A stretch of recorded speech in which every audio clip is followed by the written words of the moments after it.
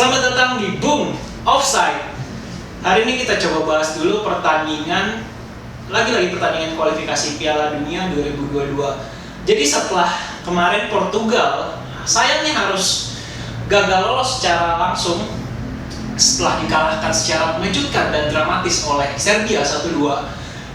Sehingga Portugal kemudian harus bermain secara playoff dulu ya, baru untuk bisa memastikan nasibnya apakah lolos atau tidak ke Piala Dunia 2022 di Qatar nanti. Lalu ada satu tim lagi yang tim ini cukup unggulan, bahkan sangat diunggulkan untuk dapat lolos langsung, namun kenyataannya mereka harus berpuas berada di posisi kedua grup, yaitu Italia. Italia setelah bermain imbang melawan Irlandia Utara, mereka akhirnya harus puas berada di posisi kedua karena sebelumnya juga Swiss.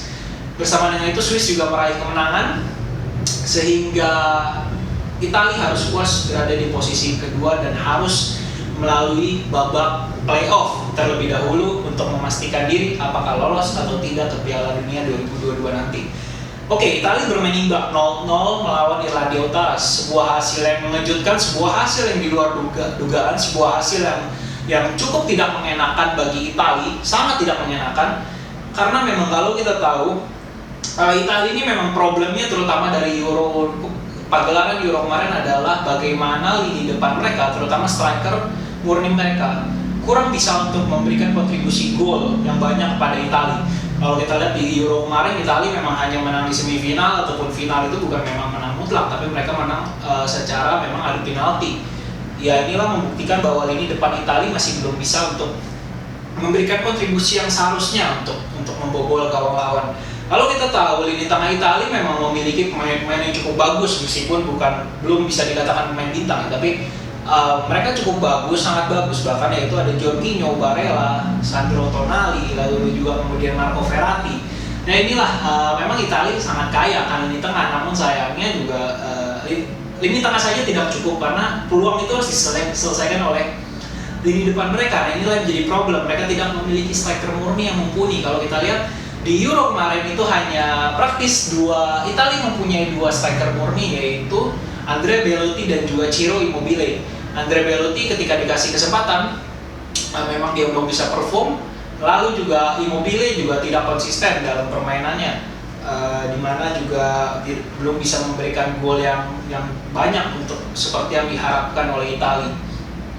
Memang juga Italia memiliki Chiesa juga, tapi kan Chiesa itu bukan tipikal penyerang yang memang murni striker, dia bermain lebih mengandalkan kecepatan, agresivitas juga. Memang Chiesa ini lebih banyak bermain di sisi sayap. Ya inilah masalah dari Italia yang belum selesai, dan akhirnya baru kejadian sekarang, dimana akhirnya mereka harus secara menyayangkan juga harus bermain imbang ya, 0-0 melawan Irlandia Utara. Hasil inilah yang kemudian disayangkan terutama bagi pihak Italia, karena Italia ini seperti kita tahu juga sebenarnya menempati grup yang cukup mudah ya, dimana Italia itu bermain bersama Swiss, Irlandia Utara, Bulgaria dan juga Lituania. Jadi secara di atas kertas Italia harusnya memang lolos secara mudah, lolos secara langsung ke Piala Dunia. Namun ya di sisi football, inilah sepak bola, segala apapun bisa terjadi. Dan inilah kita melihat bagaimana akhirnya Italia harus melalui babak playoff terlebih dahulu sebelum bisa memastikan diri untuk lolos atau tidak ke Piala Dunia. Namun kalau kita lihat, kita sekarang berbicara ya ke babak playoffnya sendiri. Ya Italia ini memang kita tidak bisa bertemu dengan Portugal karena mereka berada di pot 1, pot seeded ya, di pot yang grup yang seeded ini.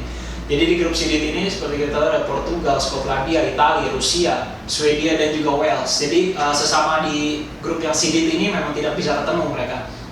Nah, namun bukan berarti lawannya juga mudah. Di grup unseeded ada Turki, Polandia, Makedonia Utara, Ukraina, Austria dan juga Republik Ceko.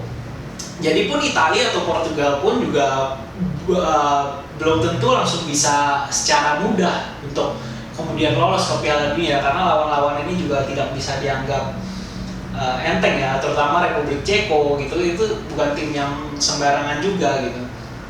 Jadi ya, tapi kita lihatlah nanti. Memang sejauh ini ya Portugal dan Italia memang masih diunggulkan lah, kedua tim yang masih sangat-sangat diunggulkan dan juga tentunya diharapkan untuk kemudian bisa lolos demi menghiasi panggung Piala Dunia 2022 agar menjadi semakin seru dan meriah.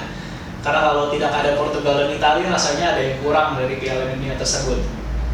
Nah, tapi Portugal ini juga kalau kita lihat memang dia masih sangat bergantung kepada sosok Cristiano Ronaldo. Nah, kita nggak tahu apakah Ronaldo ini kemudian kalau udah pensiun kita akan bisa melihat Portugal bangkit atau justru terpuruk, ya kita juga nggak tahu. Tapi Portugal ini memang sejauh ini juga tim yang hanya mengandalkan permainan individu, sangat bergantung kepada Ronaldo. Kalau kita lihat sendiri juga Bruno Fernandes itu kan tidak bisa perform juga ya, belum sebagus dia ketika di Manchester United gitu. Tapi kebetulan juga kemarin lawannya memang Serbia juga sebenarnya bukan tim yang bagus-bagus juga, tapi memang Serbia mempunyai semangat fighting spirit dari pemain-pemainnya yang sangat tinggi sekali ya, sehingga itulah terjadi akhirnya kebobolan di menit-menit terakhir dan harus kalah dan juga tidak lolos secara langsung. Nah, tapi ya kita lihat aja dulu hasil playoff-nya gimana, apakah Portugal dan Italia akhirnya bisa menyusul ke Piala Dunia meskipun harus melalui jalan yang agak terjal. Nah, itu dulu dari pertandingan kualifikasi Piala Dunia. Lalu juga sebelumnya ada, Xavi, kita coba ke transfer dulu sedikit ya. Ternyata ada satu pemain Al-Sadd ini yang menarik karena memang dia menorehkan statistik yang sangat baik sekali. Namanya Baghdad Bounedjah. Nah, ini sempat bermain bersama Xavi ketika Xavi bermain masih di Al-Sadd dan juga dilatih oleh Xavi pada saat Xavi masih melatih Al-Sadd sebelum pindah ke Barcelona. Nah, Baghdad ini kabarnya santer dikabarkan akan diboyong oleh Xavi ke Camp Nou untuk memperkuat lini depan Barcelona. Kalau kita lihat dari secara statistik, memang Baghdad ini pemain yang cukup menjanjikan di Arab Saudi sendiri, karena dari 21 penampilannya dia berhasil mencetak 17 gol dan berkontribusi 5 assist untuk tim Al-Sadd. Ya, pemain ini mungkin akan coba diboyong oleh Xavi ke Barcelona karena kita tahu sendiri juga lini depan Barcelona juga masih belum memuaskan, terutama Aguero yang kabarnya akan pensiun dari sepak bola. Dikhawatirkan akan pensiun karena memang memiliki masalah jantung yang riskan apabila ia terus berlanjut untuk bermain sepak bola. Ya, Baghdad ini akan coba didatangkan oleh Xavi, tapi ya kita tahu bahwa Liga Spanyol pasti jauh berbeda dengan Liga Arab. Tidak bisa statistik itu dijadikan tolak ukur sebuah pemain untuk kemudian menentukan bahwa ia akan sukses atau tidak menjamin juga. Jadi ya kita lihat aja lah nanti apakah Baghdad akan diboyong oleh Xavi ke Barcelona atau tidak. Oke, segitu dulu Bung Offset hari ini. Saksikan kalau ada topik menarik lagi, nanti kita akan ketemu lagi hanya di Boom Offside.